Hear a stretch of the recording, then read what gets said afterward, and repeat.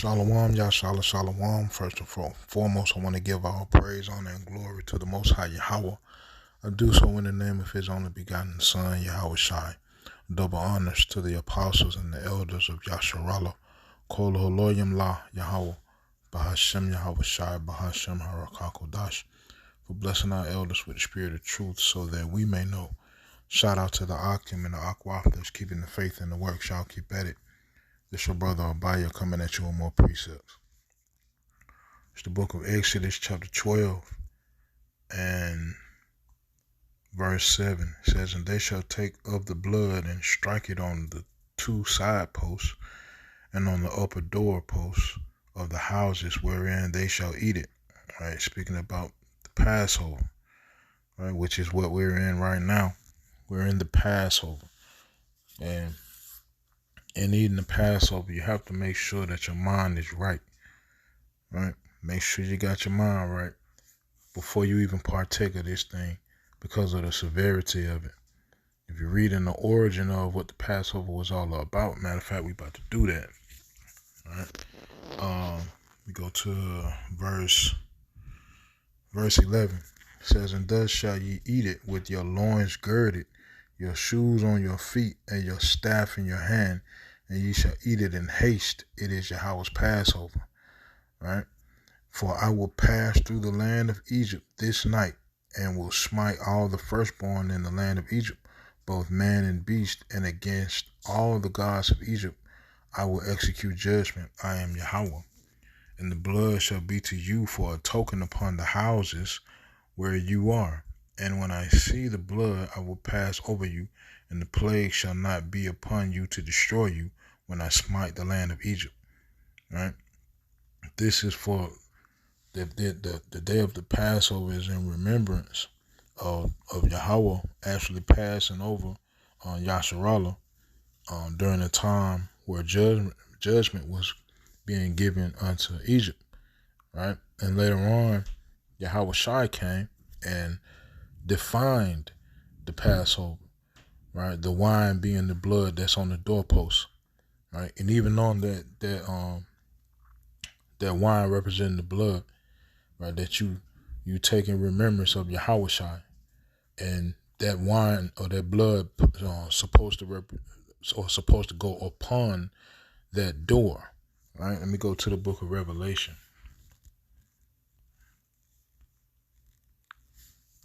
Revelation chapter 3 and verse 19 says, "As many as I love, I rebuke and chasten. Be zealous, therefore, and repent."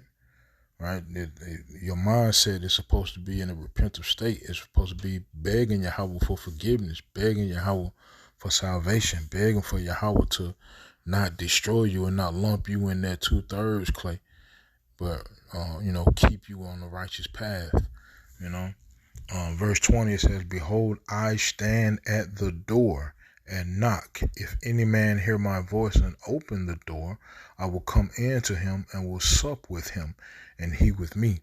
Right? That door is your mind. Right? So you have to go into the Passover with your mind covered with the blood. Right? Make sure that your mind is correct and operating in order of the spirit of Yahweh by Shemir Shai. Right? And that spirit being Harakah Kodash, the spirit of holiness, right? Any malice that's in you, any wickedness that's in you, man, it should be straightened out before you even get to the Passover. Because if you partake of the Passover with an unrighteous mindset, you're really setting yourself up for destruction. You're setting yourself up for the fail, and that blood ain't covering you, right? Let me go to the book of 1 Corinthians, chapter 11 and verse 26. It says, "For as often as ye eat this bread and drink this cup, ye do show Yahweh Shai's death till he come. Right? Wherefore, whosoever shall eat this bread and drink this cup of Yahweh Shai unworthily shall be guilty of the body and blood of Yahweh Shai." Right?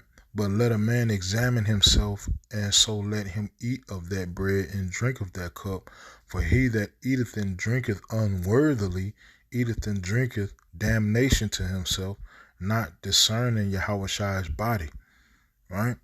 So you got to make sure that you right before you partake of this thing. This thing way deeper than just you eating some food. It's a whole symbolic thing pertaining to every portion of it. Right? The reason why you got shoes on your feet and you eating it in haste is because destruction can come at any moment, right? And you pay attention to what's going on the earth today, and you see all of the end time prophecies happening at the same time. So that literally means destruction can come at any moment. This could possibly be the last Passover, and Yahweh Shemel Sharatazah, it is, because what happened after the Passover that was in Egypt, and we was gone, we was out of there, right? The Passover came during the last plague, right? Let's go back to Exodus 12.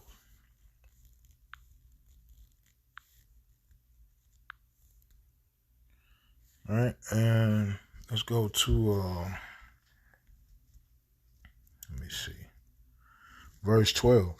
It says, "For I will pass through the land of Egypt this night, and will smite all the firstborn in the land of Egypt, both man and beast, and against all the gods of Egypt I will execute judgment. I am Yahweh." Right? After Yahweh did that, that was it. There wasn't no more Egypt. We was out of there. After Yahweh, killed the firstborns of the Egyptians and of the cattle and everything. Right? So this is way deeper than just eating some meat, man. Like, it's a whole spiritual thing, And Esau took it away from us, man. But call Loyam La Yahweh Bashim was Shai Bashim Harakodash. Abba Yahweh blessed us to understand who we are and get back to the traditions of our forefathers, man. Put back on our righteous selves and take off the unrighteous self, right? Which is going into the unleavening, right? The unleavened bread, right? Let me see. Let me go to let's see. 1 Corinthians chapter 5 and verse 6 says, "Your glorying is not good. Know ye not that a little leaven leaveneth the whole lump? Purge out therefore the old leaven, that ye may be a new lump, as ye are unleavened. For even Hamashiach, our Passover, is sacrificed for us." Right? "Therefore let us keep the feast not with old leaven, neither with the leaven of malice and wickedness, but with the unleavened bread of sincerity and truth." That's how you're supposed to be coming into this Passover, in sincerity and truth, like really understanding what this means. Right? This is you begging the Father to not lump you in with Babylon, man. Like it says in Revelation 18:4. Come out of my people. We trying to be the individuals that hear that and get out of here, right? Via the chariots, man. And Yahweh Shemal Sharatazah, that time will be like real soon, man. Like real soon. Oh, I hate this place, and I know you do too, and everything that entails this place, right? The spirit of wickedness that's in this place, man. This the valley of the shadow of death, man, and we live in it, bro. Like, we live here, sis, and like I said, we tired of it, man. That's a strong reason why we do what we do, because we tired of this place, man. Tired of this captivity, being in this captive state, and performing the acts of our forefathers is a means of us breaking those chains, because we have to get in order for Yahweh Bashim to do his thing. Right? The word is written how the word is written for a reason. The remnant have to remember themselves, so that Yahweh Shema Shai can defend us. Right? Like it's spoken of in the book of 1 Kings. I think it's 7. Let me see. Or maybe 8. Let me see.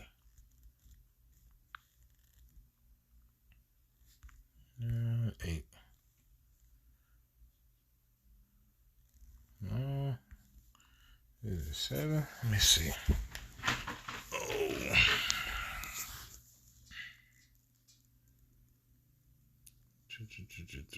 It's a lot one.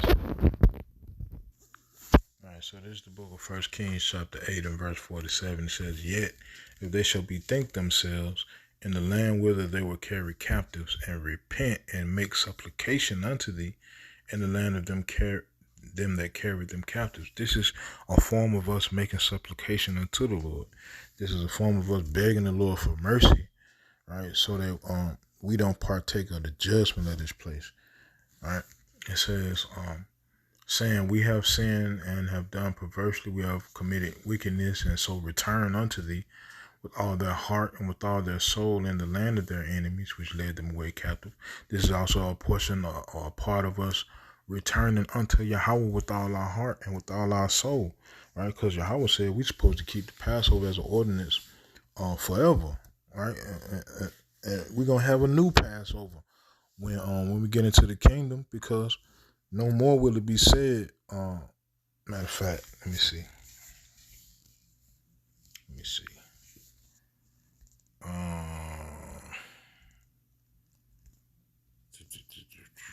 Where we at? Jeremiah, I believe that's 16. Could be wrong. Right.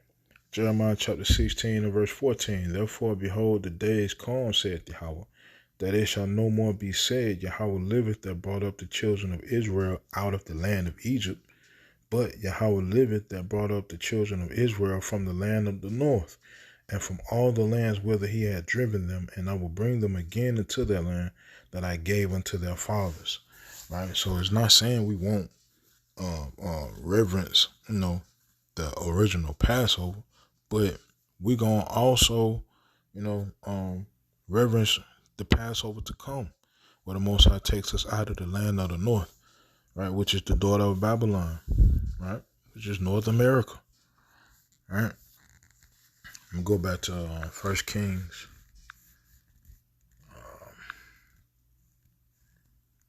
chapter 8 and verse 48. And so return unto thee with all their heart and with all their soul in the land of their enemies, which led them away captive, and pray unto thee toward their land, which thou gavest unto their fathers, the city which thou hast chosen, and the house which I have built for thy name. Then hear thou their prayer and their supplication in heaven, thy dwelling place, and maintain their cause, meaning fight for them. Right? So that's what we're doing. Right? We returning to Yahweh, and Yahweh is hearing the truly sincere. He's hearing the prayers of the sincere elect, right? And Yahweh is fighting. He's fighting for us, right? So the only way he can hear you is if you are truly and sincerely, doing what you're supposed to be doing. And a part of that is getting your mind right, which is where your spirit resides. You have to do that, man. You cannot, don't get involved in this Passover, right? Unless you are true. Really, don't get involved with the word, period, unless you're truly sincere. If you in it for filthy lucre's sake and, clout and so forth and so on, man, you really setting yourself up for the fall, for a hard fall, right? So that's all I wanted to say, man. Yeah, Yahweh Shemel Sharatazah, you have a good and blessed Passover. Yahweh Shemel Sharatazah, your spirit is all the way right entering into this thing, and you truly and sincerely seeking Yahweh by Shemel Shai by Shemel Rakakotash, man. So with that, Yahweh Shemel Sharatazah, these precepts in this video were edifying. Kol Holoyam La Yahweh by Shemel Shai by Shemel Rakakotash. Shalom, Yashala.